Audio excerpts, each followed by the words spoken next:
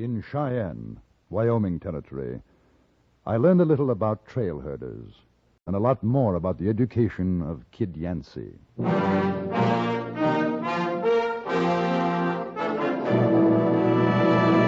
Frontier Gentlemen.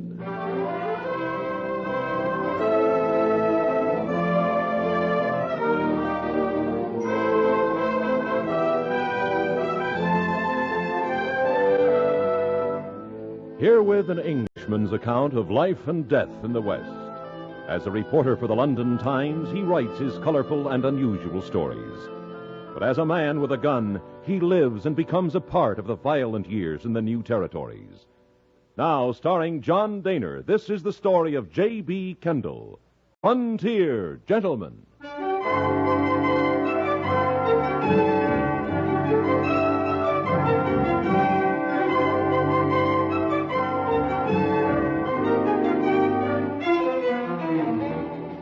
My friend Carrie Chase of the Cheyenne Daily Press had mentioned to me that a herd of Texas cattle was expected in town, and with it its dozen or so trail drivers. They had followed the Texas Trail from San Antonio across those great plains into Oklahoma Territory, Kansas, Nebraska, fording rivers like the Brazos, the Trinity, Red River, the Washita, Cimarron, Arkansas, Smoky Hill, the South Platte. 2,000 animals traveling 1,000 miles, and 12 men to bring them safely in. The day of their arrival, I was being shaved in a barber shop, one of the several which served the local and transient population of Cheyenne. Suddenly, the mugs and bottles on the barber's shelf began to tremble. The air was shattered with the sound of voices bellowing, shrieking, howling. The hand of Mr. Winters, my barber, began to shake. What is it? Texans. What? Texians. Oh. Yeah, they ain't started shooting up the place yet. Maybe this time they'll let us alone. No, I guess not. Oh. Mister, I'm sorry. I surely am, but I tell you, when those fellas come to town for a blowout, a shooting and a hollering, it boogers the wax right out of me. Do they cause much trouble? Trouble? You see them holes in the ceiling? Hmm? A couple of months back, 3 of them come in here for to get cleaned up. Before they was gone, they drunk up 3 bottles of liniment, emptied out their shooting irons up there. One of them stripped clean naked, poured a dozen bottles of pompadour oil over himself, then got chased down the street by the other 2. I never did get paid for 1 nickel of it. I'd like to have seen that. I'll tell you, half of Cheyenne did. You tell 3 women fainted dead away. I'm just hoping ain't none of them going to come in here this trip. Well, I should imagine that after a 1,000-mile cattle drive, they're rather inclined to let go. Mister, you ain't seen nothing till you seen a Texas cowpuncher letting go. Right now they'll be up in the saloons heisting a glass or 2, just enough to get the dust out of their throats. Then they'll head for the nearest barber and get the wool cleaned up. After that, the real fun starts. Why, some of them boys has got $200-300 to spend, and it sure don't take 'em long to do it. Then what happens? Day, maybe 2, and they're busted. And they hit the trail for another 6 months' work till they ride back again. That's the way it goes. I tell you, Nick, first I gotta get me a shave. Now, kid, you cut off them straggler feathers of yourn, they ain't never gonna see the light of day again. Let 'em be. Morning, gents. Morning there, Mr. Boss Man. Cool your saddles. Won't be but a few minutes. Yeah, well, now we ain't got too much time, mister. We all gotta be getting up to the whiskey mill. Now, sit down, kid. You ain't going to no whiskey mill. Oh, now look out here, Nick. I told you And I was told you, boy. Promised your ma I was going to watch out for you and I ain't going back on it. Ain't going to be no whiskey and no women. Yeah, but this here Cheyenne, Nick, why, I heard that I don't matter none what you heard. You boys been in town long? Nope. We just rode in. Didn't you all hear us going by? We sure was bellowing fine and loud, man. You Texas boys? We sure are. Now, Now, there ain't going to be no trouble in here. Shoot, mister, we don't aim to make no trouble. Kidding me, we just figured to prettify ourselves. Why, sure. Are you the gentleman who brought in that herd from San Antonio? Us and the other boys, yes, sir. Well, I wonder if I can talk to you about that. Talk? Ain't nothing much to talk about, mister. We just rub 'em up same as we always do, that's all. I'm a newspaper man. I'd like to buy you a drink. Get some material for a story on trail herding. You know, that's a mighty fine idea, ain't it, Nick? And not for you, it ain't, kid. Oh, man, I swear, one of these days I'm just going to cut out your lights if you don't quit riding line on me. There you are, mister. That's fine. Thanks very much. Oh, thank you. Next. Yeah, I want a real artistic scrape and a proper cut. Kid don't need no shave, just pluck the wool off him. Yes, sir. My name is J.B. Kendall. Howdy. Nick Carmody. That the yearling's Kid Yancey. Howdy, Kendall. Ain't got a bottle on you, have you, pard? No, I'm afraid not. Listen, kid, while you're getting fixed up, I'll waltz on over to the store and get me some tobacco. Sure. All right, Nick. You don't go flagging your kite out of here the minute I'm gone, 'cause I got your dinero. You ain't gonna get far in this man's town without it. I ain't going nowhere, Nick. All right. Want to come with me, Kendall? Yes, I'd like to. I'll tell you what it's like when we hit a dry stretch. Get so's them cows ain't got no spit left, like the keel over. But if they smell water, he'll go 20, 30 miles at the trot after it. Which is just what I'm going to do. Except I'll take that drink you was offering. Where's the closest? Bill's place, a few doors down. Man, playing Mother Nellie to the kid can sure give a man the thirst. Are you related? No, his ma didn't want him to go. His pa said he should. His pa's the old man down San Antonio. Old man? Owns the outfit. Told me to keep an eye out for the boy. No drinking, no women. Said it'd break his mother's heart. You ever try riding herd on a snuffy kid that's got a mind to be a man? I can't say that I have. And never again. I give my word I'd do it, but never again. I'd as soon twist a loco bronc. Just one good shot of scamper juice, and I'll be a new man. Mr. Carmody's intentions were good, but one good shot led to another, and that was in turn followed by two more. 10 minutes later, the cowhand had discovered that walking was a lost art. Tearfully, he begged me to return to the barber shop and claim his charge. He handed me a pouched handkerchief for safekeeping. In it, he told me, was the savings, some $200, belonging to Kid Yancey. Kendall, I hear the owl hooting high. Somebody's gone and stole my rudder. Oh, I ain't in no condition. I think of the kid's ma, tearing and hollering for her boy who learned bad ways on account of there ain't no Nick Carmody to set him on the right trail. You go get him, Kendall. I'll be waiting right here. Barkeep, another bottle of that nose paint. Now, look here. I say, come. You won't even listen to me. You tell him Nick said listen, or buy a whiskey, I'll hang up his hide. You tell him that. Yes, but it's really none of my business. Oh, you wouldn't want to see a little calf go straying on this range, would you? We'd get eaten alive. All right. But you stay here, Carmody. I'll bring him back in 2 minutes. Well, yeah, you should have been a Texan, mister.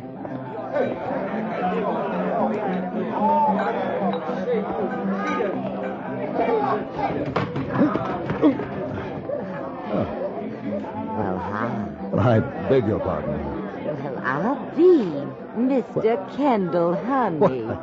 Of course, you're Millie. That's right, up in Helena. Big Sam's friend. His used-to-be friend. Oh?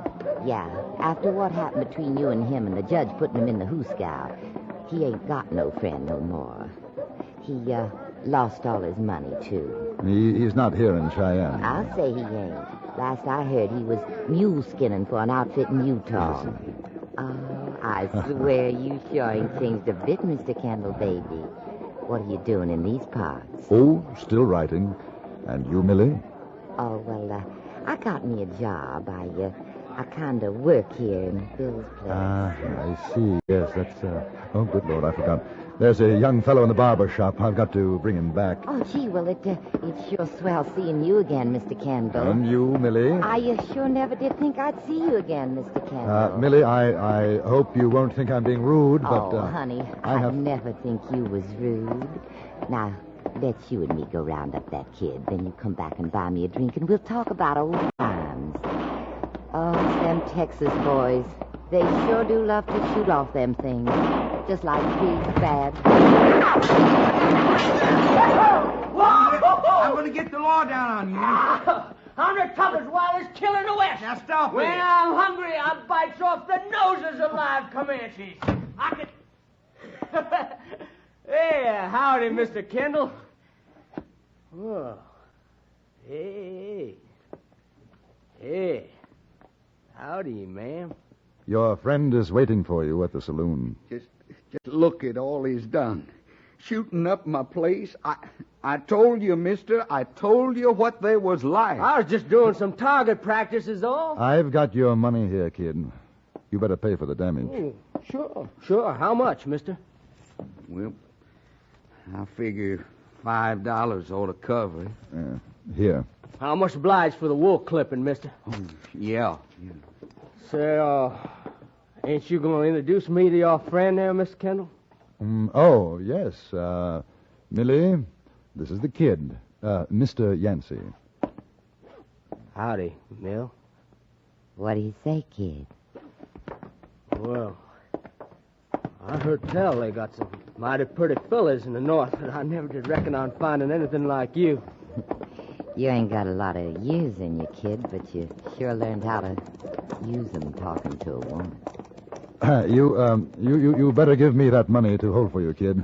I'll give it back to Carmody. Oh, there's $200 in there. I ain't to have myself a time with it. $200, my. That's a heap of money. Yes, ma'am. A fellow ought to be able to have a heap of fun with it. Why don't you wait out here? Millie and I'll bring Carmody out. Heck no, we're all going in. I'll be obliged if y'all take my arm, Miss Millie. Ma'am. Why, kid, honey, I'd be honored.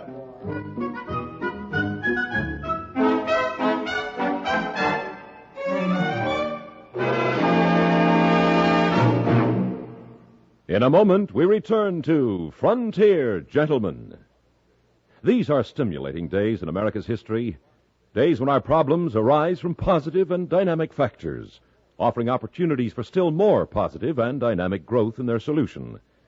The school shortage problem reflects the rapid increase in population and the ever higher levels of education that every citizen wants for his children. Crowded highways reflect the fact that Americans in general buy more cars, travel widely, and enjoy more leisure. Shortages in housing, in industry, and hospitals reflect our rising standard of living. Great changes bring new needs. New needs create endless new opportunities for work, production, and investment. Opportunities that are open to practically every person in America today. To find out how they may apply to you, get a free booklet full of the facts about our expanding economy. Write to Box 1776, Grand Central Station, New York 17, New York, for the booklet called Your Great Future in a Growing America. That's Box 1776, Grand Central Station, New York 17, New York. And now, we return you to the Anthony Ellis production of Frontier Gentlemen.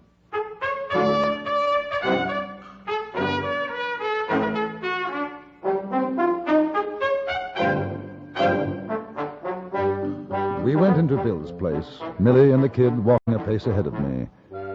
They made quite a picture. Millie, as I've described her before, a woman of rather extraordinary proportions. I should guess that she was some 5'10" in height, and suffice to say that her frame was amply covered. Her escort, Kid Yancey, stood 5'8.5" in his boots, and dripping wet could have weighed no more than 130 pounds. Millie's arm was linked through the boy's in what appeared to be a grip of iron. She had seen the $200 and wasn't about to let it slip away from her. The kid and Millie found a table, and I brought a thoroughly befuddled Nick Carmody over to join me. Here's to Texas.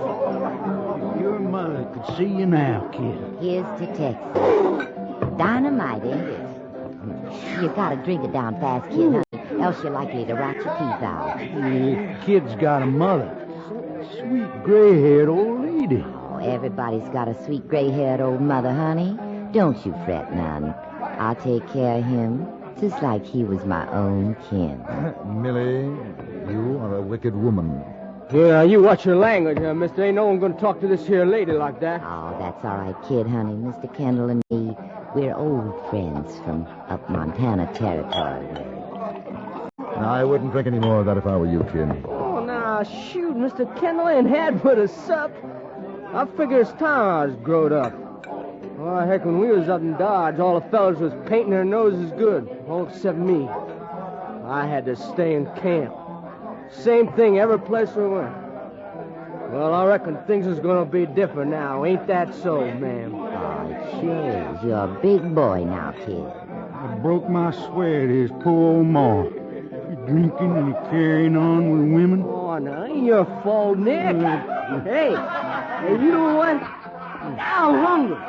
You all hungry, ma'am? Well, now you mention it, I don't recollect having had nothing to eat yet this morning. Hey, they got any grub in this place? Why, sure, honey. You tell little Millie what she wants. She'll get it for you. Eggs. How about $20 worth of eggs? How about that, Nick? Sweet old mother crying her eyes out. You, Mr. Kendall? I don't think so, thank you. I'll tell the cook, honey boy. Well, now, ma'am, that's mighty kind of you. Oh, I'm coming with you. I sure admire to tell the cook how I like my eggs. Why, sure, kid. Don't go away, Mr. Kendall. We'll be right back. Oh, Miss Miller, you sure got the most beautiful eyes I ever did. All right, kid, you're gonna Comedy. Nick, wake up. Wake up. Sweet little gray mother hair. Wake up.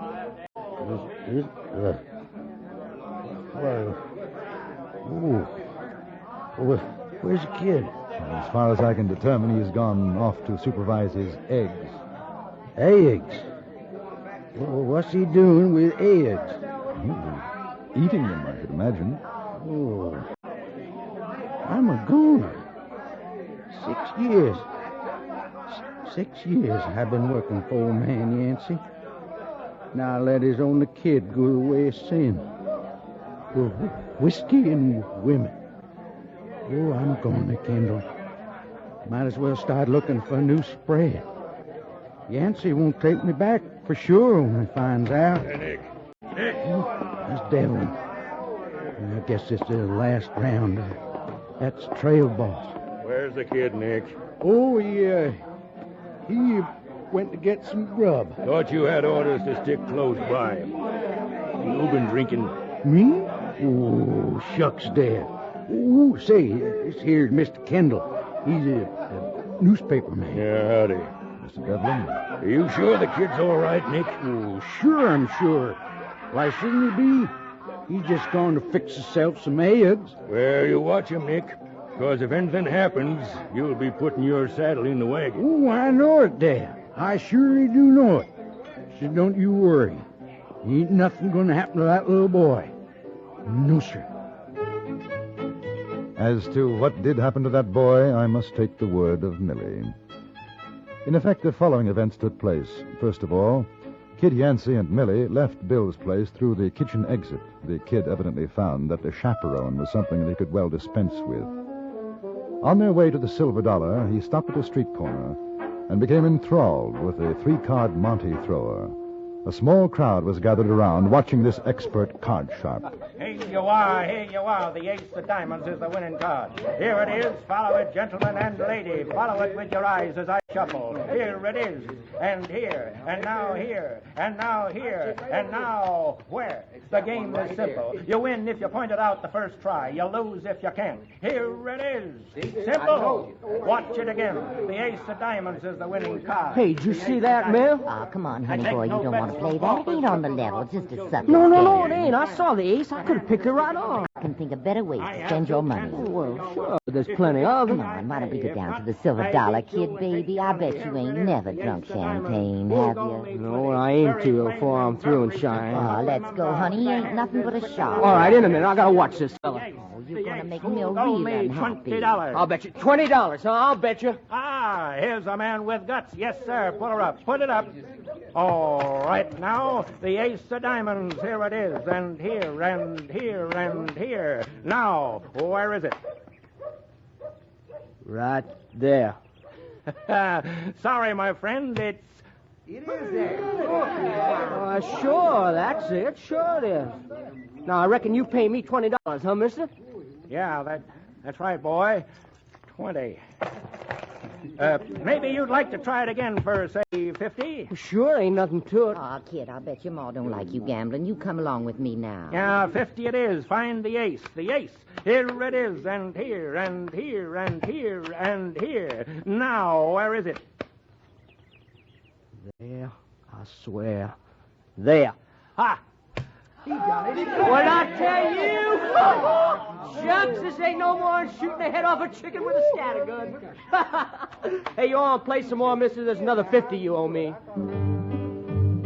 They played some more, and when it was over, the card sharp packed up his table and stole away, poorer by some $300. The kid explained to Millie that he had played the game in Texas when he was 6 years old, and that he always won. It was as simple as that. I didn't see Kid Yancey again for 3 days, and that was for only a few minutes before Nick Conde and the other men of the trail outfit were about to set off once again for Texas. The kid rode up on his cowpony, looking very tall in the saddle. By his side walked Millie, a very thoughtful, subdued Millie. The trail boss, Devlin, and Nick exchanged a relieved glance. Hey, kid, I thought we was going to be leaving you in Cheyenne. Not me, Nick. I got to get back to Mom and Pa. Hey, how are you, Mr. Kendall? Real nice of you to come and see us off. Not at all, kid. We were worried about you. Why, shoot, there wasn't nothing to worry about. Was there, Mill? No, there weren't nothing. Well, kid, let's roll the cotton. Come on, boys. Goodbye, Nick.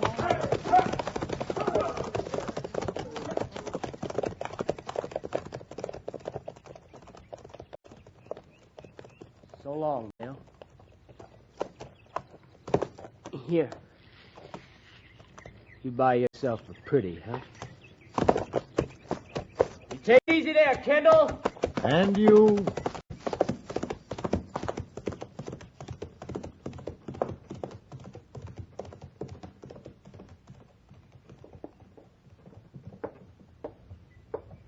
$100. He give me $100. I'm amazed he had anything left. Oh, he had plenty left, Mr. Kendall. You come buy me a drink. I'll tell you all about it.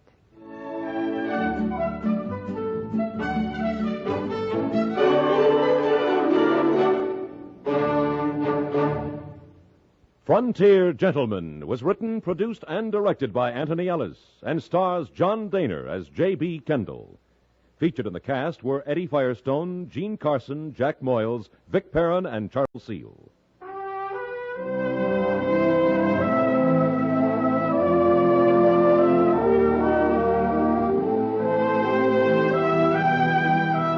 Join us again next week for another report from the Frontier Gentleman.